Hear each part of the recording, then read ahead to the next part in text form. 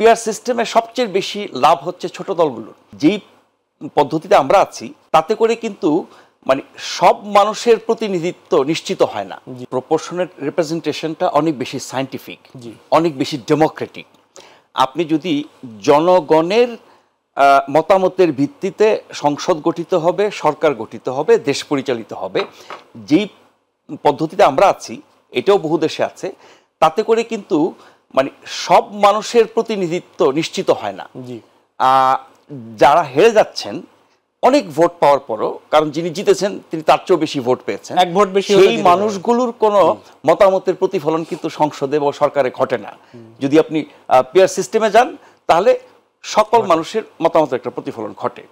আর peer সিস্টেমে সবচেয়ে বেশি লাভ হচ্ছে ছোট দলগুলোর, কারণ যারা ছোট বা মাঝারি দল তাদের সারা দেশে যত সমর্থক আছেন, যত ভোটার আছেন, সেগুলোর সামষ্টিক ফল তারা ভোগ করবেন নির্বাচনে। মানে জনপ্রতিনিধি সবার থাকবে। হ্যাঁ, এখন ধরেন একটি দল ৩০০ আসনের প্রার্থী দিল, একটা আসনও পেল না, কিন্তু ভোট কিন্তু মনে করেন যে মানে অনেক পেয়েছে, ১০, ১৫, ২০ লক্ষ বা তার চেয়েও বেশি ভোট পেয়েছে।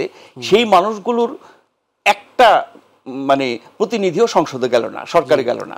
সেদিক থেকে আমি মনে করি পিয়ার পদ্ধতিটা অনেক বেশি কার্যকর গণতন্ত্রের জন্য এবং জনমতের প্রতিফলন ঘটানোর জন্য।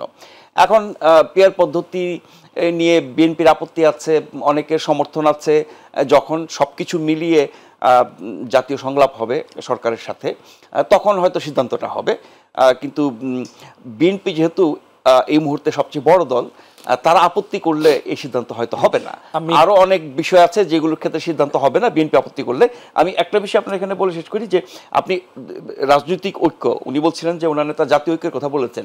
এখন সেই জাতীয় ঐক্য কি এই মুহূর্তে দেশটাকে সংস্কার করে আরো ভালো অবস্থায় নিয়ে যাওয়া এর জন্য, নাকি নির্বাচনের জন্য, নাকি নির্বাচন পরবর্তী দেশ পরিচালনার জন্য?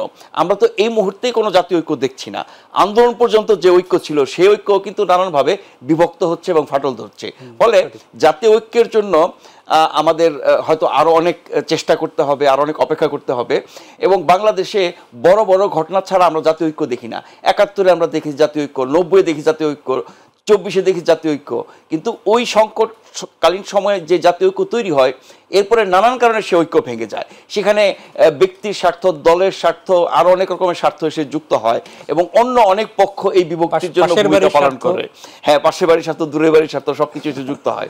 ফলে আমরা ঐক্য ধরে রাখতে পারি না।